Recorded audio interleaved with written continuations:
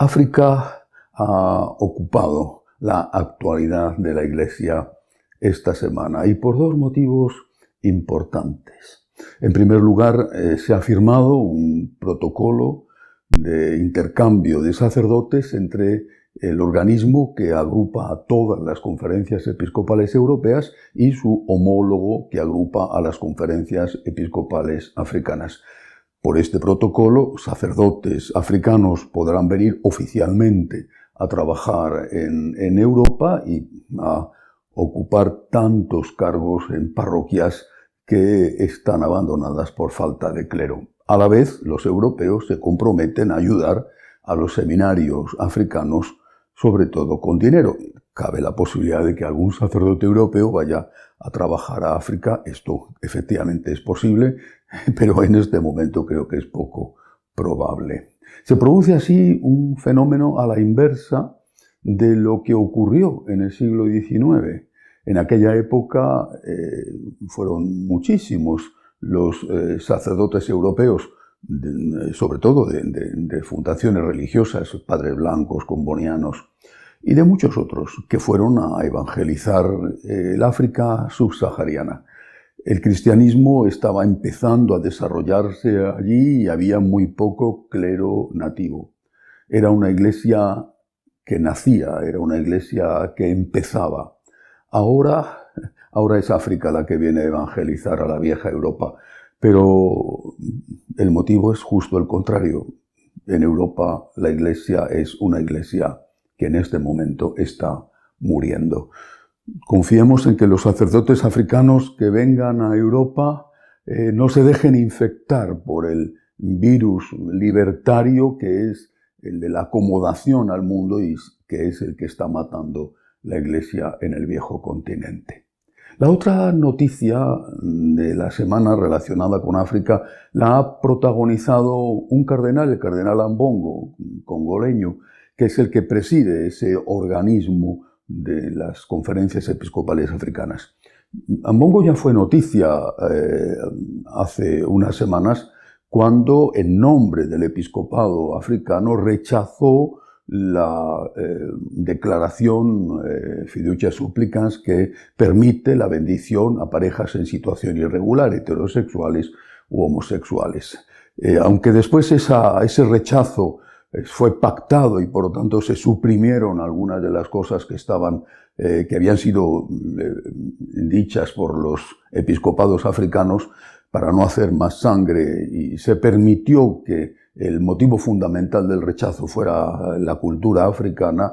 Es verdad que aquel gesto de los africanos con Ambongo a su cabeza fue decisivo a la hora de ver que Fiducia Supplicans no contaba con el apoyo, yo diría incluso mayoritario, de la Iglesia. Pues bien, Ambongo ahora ha hecho unas nuevas declaraciones y ha puesto el dedo en la llaga en un problema que estaba ahí latente y del que muchos estaban hablando, sin atreverse a decirlo. En unas declaraciones ha dicho que la publicación de Fiducia Supplicans, en medio de los dos sínodos sobre la sinodalidad, ha sido una publicación dañina para la sinodalidad y dañina para el proceso sinodal, y que ha desacreditado, son palabras suyas, ha desacreditado tanto el sínodo de la sinodalidad como la propia sinodalidad. No ha hecho más que decir lo que muchos piensan. Si reúnes a la gente, la convocas supuestamente para ser escuchada, si el tema es precisamente la escucha, y si después, no mucho tiempo después de que se ha hecho ese primer sínodo, se publica un documento tan importante que estaba escrito ya desde antes y que no es discutido en el sínodo, ¿qué es lo que hay que pensar?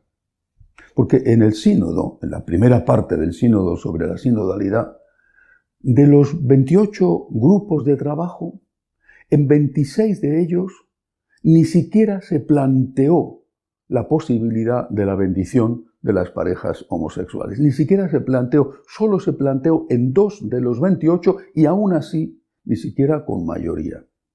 Y eso que había un número considerable de laicos y religiosas con derecho a voto. Y sin ese número de invitados con derecho a voto, posiblemente las conclusiones del sínodo hubieran sido aún más coherentes con la doctrina de la Iglesia. Bueno, las preguntas son evidentes. Como algunos piensan, ¿es que acaso el sínodo de la sinodalidad no fue más que una excusa, una coartada que se buscaba para que después se pudiera decir que cosas como la fiducia supplicans se publicaban porque tenían el apoyo del sínodo?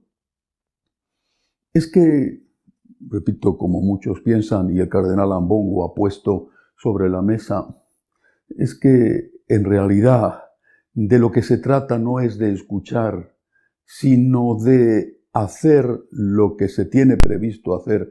Y si no sale el resultado en la escucha, el resultado que se quiere, da lo mismo porque de todas las formas se va a hacer. Es este cardenal africano el que ha dicho lo que muchos piensan.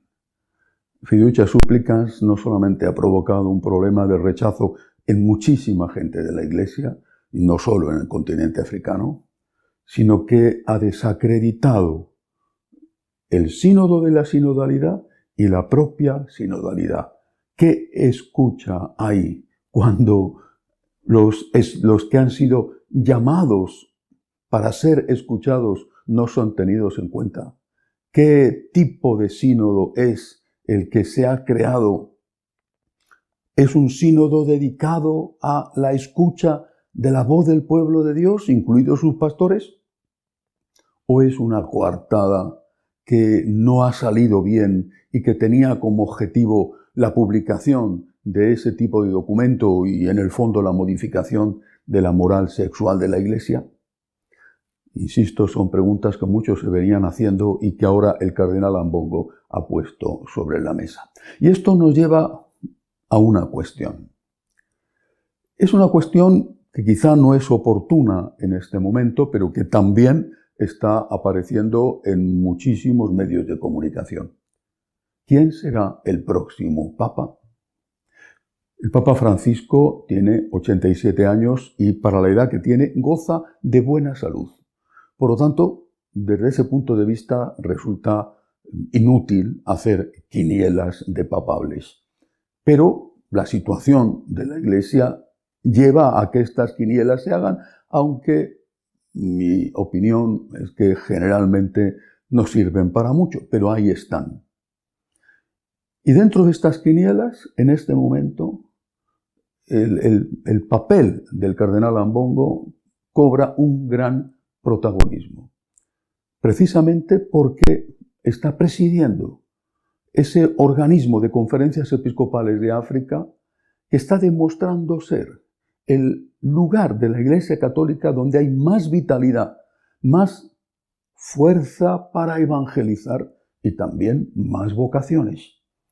África está ocupando en este momento el puesto que antaño ocuparon los países europeos con su vitalidad y con su capacidad misionera.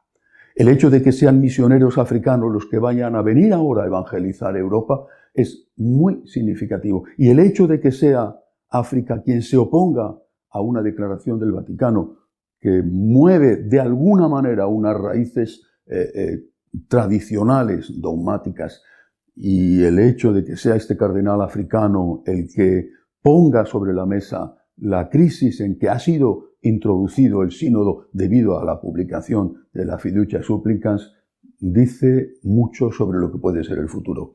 Al final de la etapa de San Pablo VI, la Iglesia estaba también en una profunda crisis, desde mi punto de vista, no tan grave como la actual. Y los cardenales reunidos en el cónclave llamaron a alguien que venía del país más fiel y más católico de Europa, de Polonia. Me refiero que llamaron a San Juan Pablo II. Quizá en el futuro también los cardenales decidan, ante la crisis que vivimos en este momento, decidan llamar a alguien que viene de África, donde la vitalidad de la Iglesia todavía existe, y eso que están pagando muy caro el precio de ser católicos, porque están pagando el precio de la sangre. Como siempre, recemos.